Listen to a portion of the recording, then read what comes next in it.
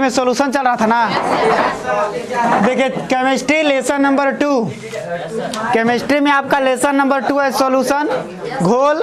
और घोल का डेफिनेशन कल देखे थे कि जब दो या दो से अधिक पदार्थ एक दूसरे में घुल जाते हैं तो उसे क्या बनता है, घोल बनता है। या दो पदार्थों का वैसा मिश्रण जिसमें एक पदार्थ दूसरे में क्या हो जाता है, घुल जाता है, तो उसे घोल कहते हैं। जो पदार्थ घुलता है उसको घुल्य कहते हैं, और जिसमें घुलता है उसको घोलक कहते हैं। और घुल्य और घोलक दोनों को मिलने से क्या बनता है, घोल बनता है। आज हमें पढ़ना है घोल के प्रकार। तो टॉपिक लगाइए type of solution. Type of solution,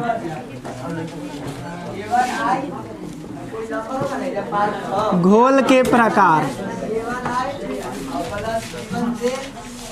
जल्दी, घोल के प्रकार, टाइप ऑफ सॉल्यूशन।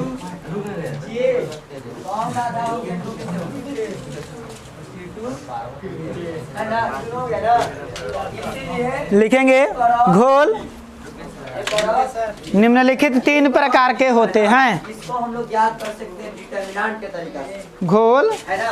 इसको हम लोग डिटरमिनेंट को लिख सकते हैं कि कैसे, पहले लिख दीजिए आई निम्नलिखित 3 प्रकार के होते हैं। इसके बाद लिख दीजिए कितना, A1 घोल निम्नलिखित 3 प्रकार के होते हैं।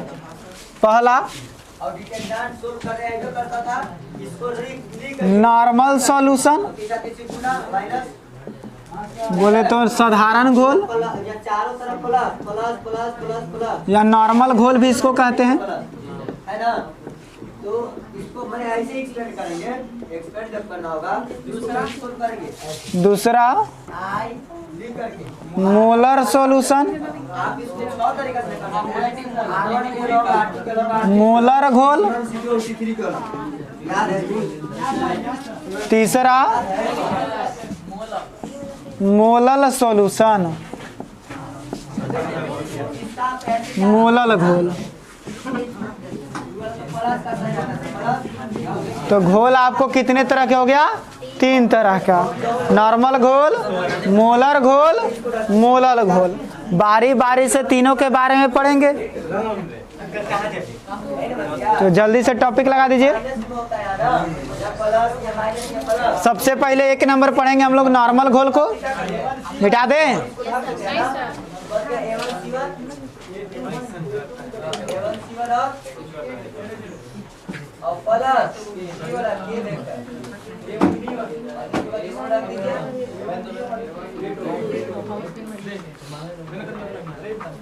हो गया। और 2 थोड़ा क्या आपको पता है, आई की आई, और 2 थोड़ा कैसे करते हैं, गुना करते हैं, C1 C2 माइनस बात बराबर है, बात मत कीजिए। माइनस माइनस देख लीजिए। और इसके बाद A1 C2 minus,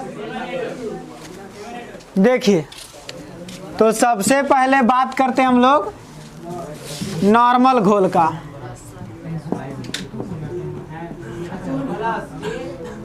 normal solution, तो इसमें थोड़ा सा फर्स्ट ईयर वाला कंसेप्ट याद रखेंगे।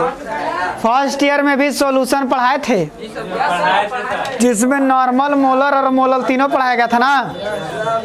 वहाँ एक टॉपिक आया था समतुल्य भार, याद करो। समतुल्य भार निकालने के लिए क्या करते थे, अनुभार निकाल करके, और अम्ल रहता था तो एसिडिटी से, क्षार रहता था तो बेसिसिटी से, और लवण रहता था तो उसके आयन से भागा दे देते थे। यही ना होता था।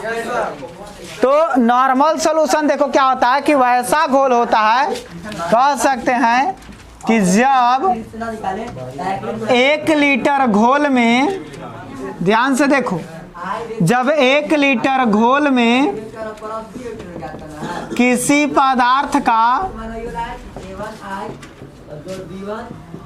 1 ग्राम समतुल्यांक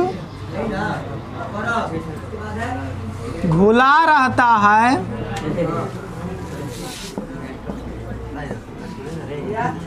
तो उसे बराबर। अब देखिए नॉर्मल सॉल्यूशन एक बार एक से 3 में गुना, एक बार एक से 3 कहते में गुना हैं। करेंगे, गुना करेंगे। देखिए नॉर्मल सॉल्यूशन क्या हो गया कि 1 लीटर घोल में कोई चीज का 1 लीटर घोल है, लेकिन उसमें उस पदार्थ का 1 ग्राम समतुल्यांक घुला होना। अब बात है कि बाबू ये 1 ग्राम समतुल्यांक क्या होता है? आई में आई से गुना होता है तो क्या होता है? ये 1 ग्राम समतुल्यांक क्या होता है? तो याद रखेंगे 1 ग्राम समतुल्यांक बराबर होता है कुल समतुल्य भार। कुल समतुल्य भार। आई कितना हो गया? अब बात है कि सर जी ये समतुल्य भार कौन सी होता है?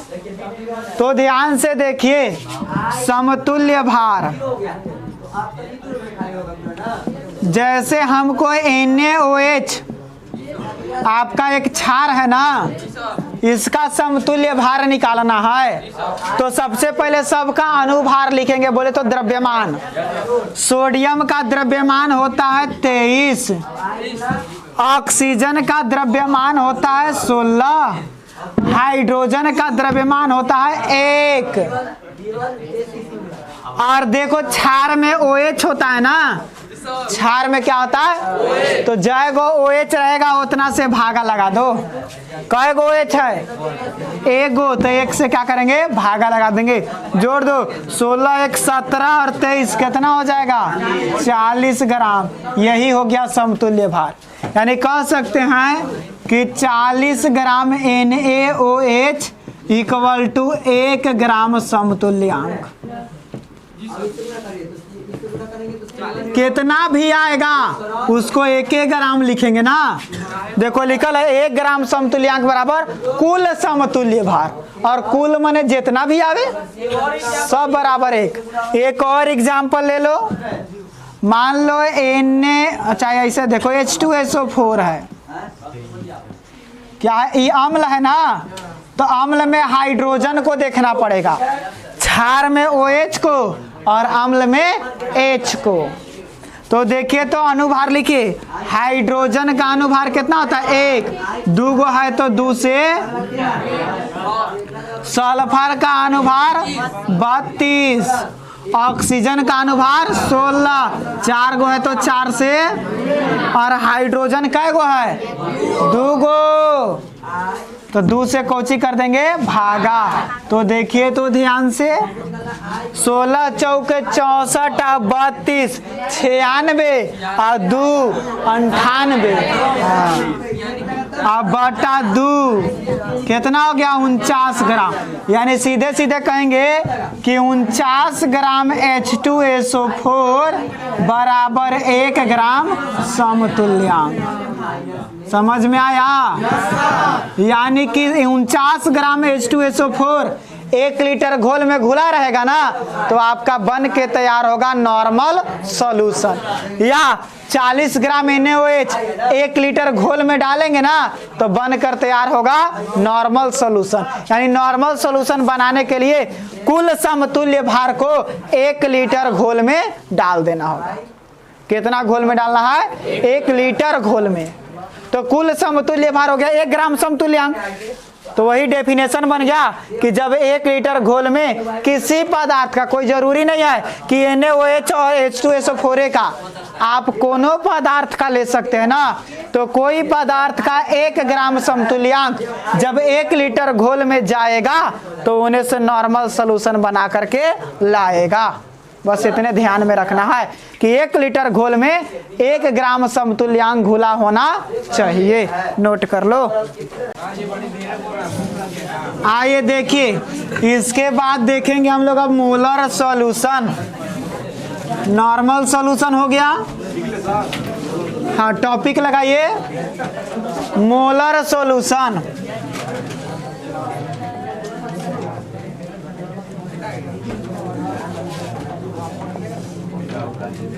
देखिए तीनों एक के जैसन है, थोड़ा थोड़ा का अंतर रहता है। अभी देखिए आप लोग नॉर्मल सॉल्यूशन कि 1 लीटर में 1 ग्राम समतुल्यांक घुला रहेगा तो बनेगा आपका नॉर्मल सॉल्यूशन। देखो मोलर सॉल्यूशन क्या कहता है, ध्यान से देखिएगा, समझिएगा, उसके बाद कोची करना है, छापना है ना। क्या हो गया जी, तनी साइडे में खड़ा रहिए, उसको भी देखने दीजिए ना, तो सामने खड़ा हो जा रहे हैं। देखिए मोलर सॉल्यूशन की बात करें तो इसमें कहा जाता है कि जब 1 लीटर घोल में किसी पदार्थ का 1 ग्राम अणु घुला रहता है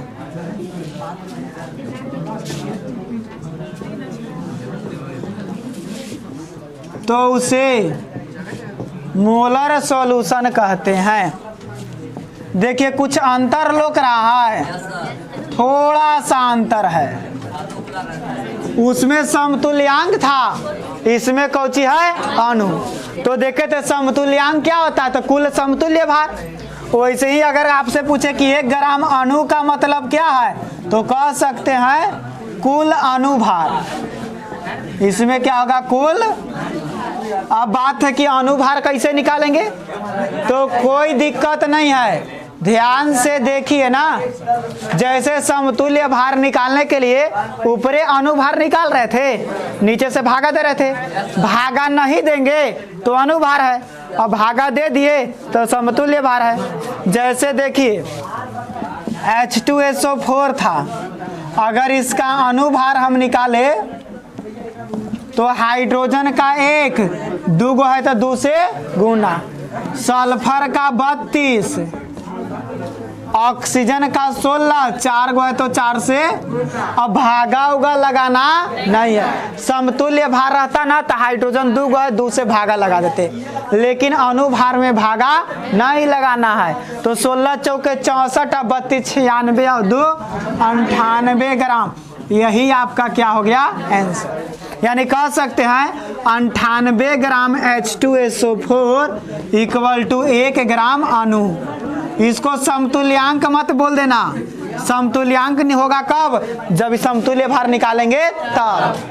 और एग्जाम्पल देखो, मान लीजिए Na2CO3 है, एक लवण है ना, इसका अणुभार अगर निकालना हो तो देखिए तो सोडियम का भार कितना होता है, 23, 2 है तो 2 से, प्लस कार्बन का भार कितना होता है, 12, परमाणु संख्या 6, परमाणु भार 12, और ऑक्सीजन का कितना होता है, 16, 3 है तो 3 से, तो देखो तो 23 दूनी 46 और 16 तिया 48, 48 12 60 और 46 106। नहीं, अणुभार में भागा नहीं देना है ना, यानी कह सकते हैं कि 106 ग्राम Na2CO3 बराबर 1 ग्राम अणु। और यही इतना, देखो 106 ग्राम Na2CO3 अगर कोई घोल में घुला होगा तो उस घोल को हम लोग क्या बोलेंगे, मोलर सॉल्यूशन। नोट कर लीजिए जल्दी से। नहीं यार, हल्ला मत करो, अणुभार ग्राम अणु के बराबर होता है। जितना अणुभार होगा उसी को क्या कहते हैं, 1 ग्राम अणु कहते हैं। और इस 1 ग्राम अणु को जब 1 लीटर में डालेंगे ना तब हमको बनेगा मोलर सॉल्यूशन। मान लो 1 लीटर पानी है, कौची है 1 लीटर, ओकरा में 106 ग्राम Na2CO3 है, तो इसका मतलब वो जो घोल बना ना वो कैसा घोल बना, मोलर सॉल्यूशन ना। और इसी 106 ग्राम Na2CO3 को 1 ग्राम अणु कहते हैं। तो ये लिखो चाहिए नहीं, दोनों बराबर है, लिखिए।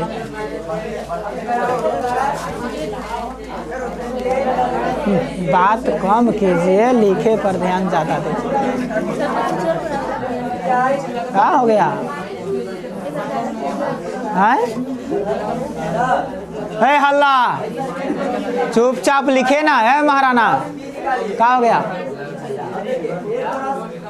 दिक्कत है, निकाल करके ठीक है ना। हाँ, कम से कम याद तो रहेगा कि एक दिन खड़ा होके पढ़े थे। मैग्नीट्यूड निकाल ये सब यादगार चीज रहेगा। जैसे हम कैसे कहते थे कि डाल्टनगंज में हम रहते थे कभी कभी तो बाइक पर रह के पढ़ते थे, तो वैसे आप भी कहिएगा कि हम खड़े होके पढ़ लिए थे। नॉर्मल सॉल्यूशन हो गया, मोलर सॉल्यूशन हो गया, और एक बचा हुआ है मोलर सॉल्यूशन ना, तो उसको हम होमवर्क लगा रहे हैं। देखिए उसको बनाना कैसे है, ध्यान से, अभी रुक जाओ रुक जाओ रुक जाओ।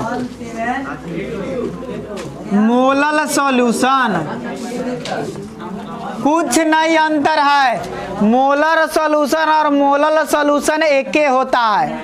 नाम से भी देखो एक जैसन है, महाराणा ध्यान से देखो, ये नहीं, नाम से भी एक जैसन है, मोलर मोलर, बस अंतर है यहाँ आर है, वहाँ कुछ है एल है। तो अंतर तनी सा होता है कि एकरा में घोल कितना है 1 लीटर और एकरा में घोल रहेगा 1 केजी बस। हाँ, एक डेफिनेशन बनेगा कि जब 1 केजी घोल में, लीटर के जगह पर केजी, जब 1 केजी घोल में किसी पदार्थ का 1 ग्राम अणु घुला रहता है तो उसे मोलर सॉल्यूशन कहते हैं। जस्ट सेम टू सेम यही है, बस 1 लीटर के जगह पर 1 केजी कर देना है, खुद से बन जाएगा।